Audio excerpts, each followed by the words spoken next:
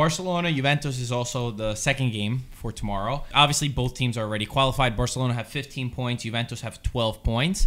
So this is for first place. Juventus do have an uphill battle because goal difference, and they also lost the first one against Barca. I believe they have to win. They have to score 3 goals and win by 2, or at least 2, to be able to go past Barcelona in first place. Personally, I don't know if it's going to be possible for Juventus, especially with the way that they're playing now. I think it's a meaningless game. Don't wake up the sleeping dog, basically. Meaning, it's got, you don't hurt me, I don't hurt you. Let's let's play this game, and Juventus will finish second. Barcelona will finish first, and no one will ever talk about this game again because it's meaningless. Meaningless. I don't know. We get Ronaldo versus Messi. I think that's the only reason. I feel like Ronaldo and Morata, who both played for Real Madrid, and Morata played for Atletico. Also, I think they might have a bone to pick with Barcelona just to show something. I feel like they might come for a showing, but 3 goals is a lot to score. I think Juventus are gonna win in Barcelona, but it's gonna be hard for them to score 3 goals. I think they're gonna qualify. They're obviously qualified. They're gonna go second place, I think, though. Yeah, I feel the same thing. I mean, Ronaldo versus Messi is the show. Ronaldo's obviously lacked the last time. Who knows the next time that both will meet each other. We're hoping it would have been for a more important game, I guess you could say. Even though it is important, but knockouts. But yeah, it's difficult, like Mike said, to go through. Wednesday is where things start getting very, very interesting. Starting with the earlier match, Ajax versus Atalanta. Again, no team is qualified in this group. Difficult group with Liverpool at 12 points, Atalanta at 8 points, and Ajax at 7 points. Again, the one thing you like about this one is your fate is in your own hands. If Atalanta want, they are playing Ajax. Yes, you're in Holland, but you tie, you win, you are in. You tie, you win, you're in. It's not, I got to hope Midtjylland gets something against Liverpool. I got to hope. No. It's in your hands, and until the last moment, Atalanta will have in their heads that there's still an opportunity for them to go there without having to do calculations or hope somebody else does something for them. The fate is in your own hands, and we hope that the Atalanta that showed up against Liverpool will show up again on Wednesday. They didn't play last Sunday. The game was postponed against Udinese, which is really, which is really great for them. Now they haven't played in the past 6-7 days, so they should be more relaxed and able to prepare for this game even better. Because remember, when you have Champions League during the week, and then you play Serie A on the weekends, now you got to travel back. You come back 6-7 o'clock in the morning. Now you got to sleep, and you're not going to practice that day. Now you have 1 day to prepare for the game, because most likely you're going to play on Saturday because you're playing Champions League again the following week. So now I think Atalanta had enough time to really prepare for this game. But I don't go there and play for the draw, because then you're going to get hammered. You're going to get hammered. Go there, play your game, play your style, play the attacking game. Don't do any calculations. Oh, I want to walk out of here. Let's stay back 0-0 and we're in. No, play your game. The more calculations you do, the more chances you have of losing the game. Just play your game the way Atalanta is able. Remember, this year we have 2 Atalantas, the Serie A one and the Champions League one. Serie A, they only have 14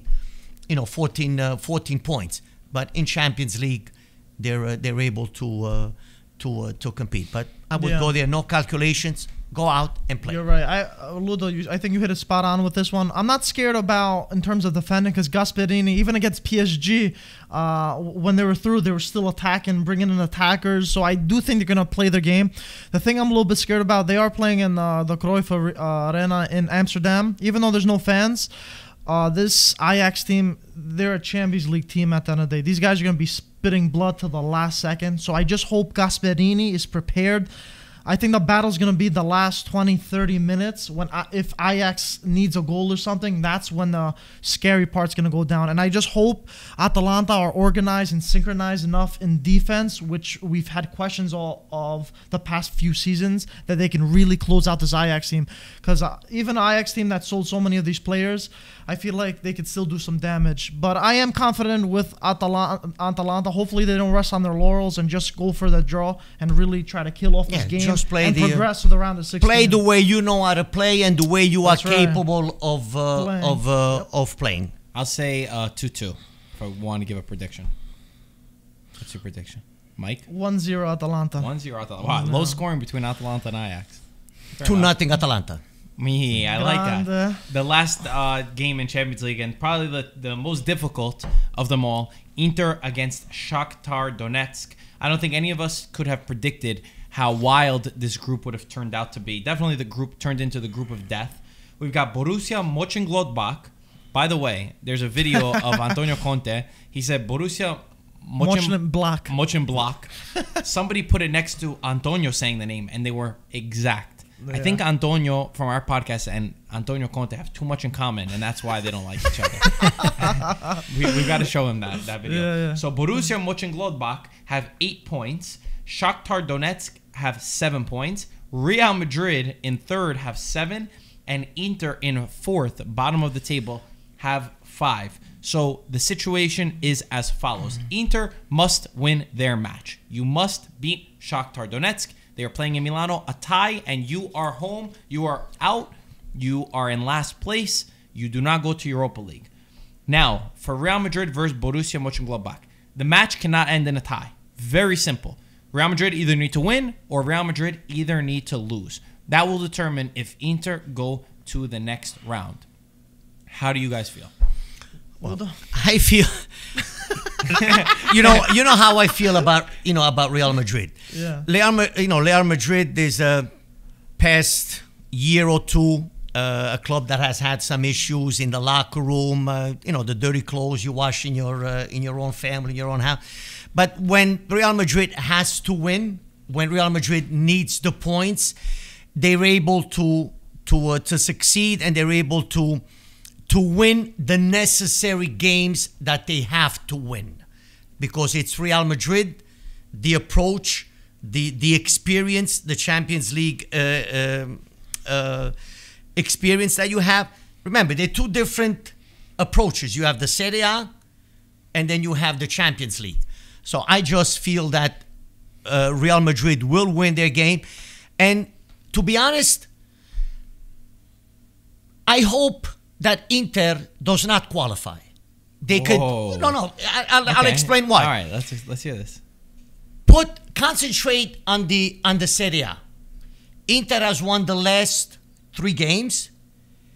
They've starting to be convincing now the way they play. You got the guy Hakimi on the right. You got Perisic on the left. Brozovic in front of the defense.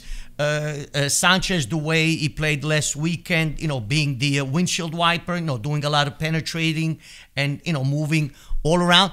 I think they found the right the right rhythm to really go for the Serie A. Concentrate on the Serie A. Concentrate on the Scudetto for now. That would be my opinion. You have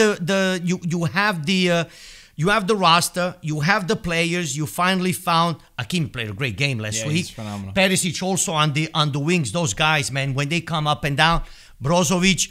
So you have the alternatives, but Conte, what he did to Eriksen the last 2 minutes, that's a smack in the face. That I will not do. You don't do something like that to a player, letting him in the last 2 minutes. I'm sorry. For me, that's a no-no. We agree. I mean, Mike, what's your thoughts? What's your prediction? Ludo, I would have agreed with you last season with the Champions League, whatever, focus on the league. But this is Conte's second year. He's got an amazing squad to compete on all 3 fronts. So I don't see a reason why they should bow out of this.